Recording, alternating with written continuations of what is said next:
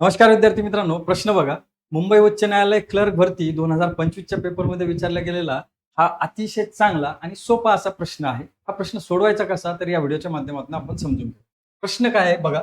एका धातूमध्ये 26% तांबे आहे. 91 किलो तांबे मिळविण्यासाठी किती किलो धातूची आवश्यकता आहे असा प्रश्न आपल्याला विचारलेला आहे. दोन गोष्टी दिलेल्या आहेत विद्यार्थी मित्रांनो. पहिली म्हणजे धातू आणि त्या धातूमध्ये असणारं तांब, या दोन गोष्टी आपल्याला त्या ठिकाणी दिलेल्या आहेत. सांगितलंय काय की त्या धातूमध्ये 26% तांब आहे.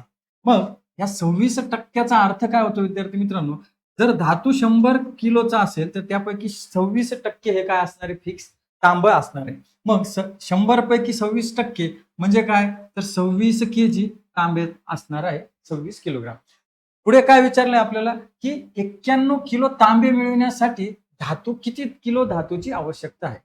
मग इथं 26 किलो तांबे मिळविण्यासाठी 100 किलो धातूची आवश्यकता आहे. तसंच 91 किलो जर तांब पाहिजे असेल तेव्हा धातू किती किलोचा पाहिजे असं आपल्याला सरळ सरळ विचारलेलं आहे. मग इथं आपण या पद्धतीने मांडणी केली आणि सिंपल पद्धतीने आपल्याला तिरप्या गुणाकाराने आपल्याला प्रश्न सोडवायचा आणि आपल्या प्रश्नाचं उत्तर मिळून जाईल.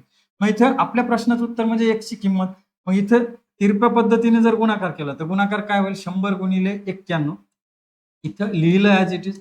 ओके. भागाकारात काय येईल तर 26 येईल. इथं भाग कशाने जाईल लक्षात घ्या, की 13 ने जाईल. 13 एक 13, 13 दुनी 26, 13 एक 13, 13 साती 91. हे एक बे, इथं 100 ला भाग दिला तर 50 चा भाग जाईल. आता 50 आणि गुणिले 7 अंशात शिल्लक राहिले. मग 5 साते 35 आणि हा शून्य ॲज इट इज जर घेतला तर 350 केजी हे आपल्या प्रश्नाचं उत्तर मिळेल. म्हणजे जेव्हा त्या व्यक्तीला 91 किलो तांब पाहिजे असेल तेव्हा धातू किती किलोचा पाहिजे तर 350 किलोग्रामचा धातू पाहिजे. म्हणजे पर्याय क्रमांक 1 हे या प्रश्नाचं बरोबर उत्तर आहे विद्यार्थी मित्रांनो. आय होप की तुम्हाला हे स्पष्टीकरण समजलं असेल आणि समजलंच असेल विद्यार्थी मित्रांनो. तर या प्रश्नाचं उत्तर मला कमेंट करून सांगा आणि हा व्हिडिओ आवडला असेल तर या व्हिडिओला लाईक करा, शेअर करा आणि SB अकॅडमी चॅनलला सबस्क्राईब करा. धन्यवाद विद्यार्थी.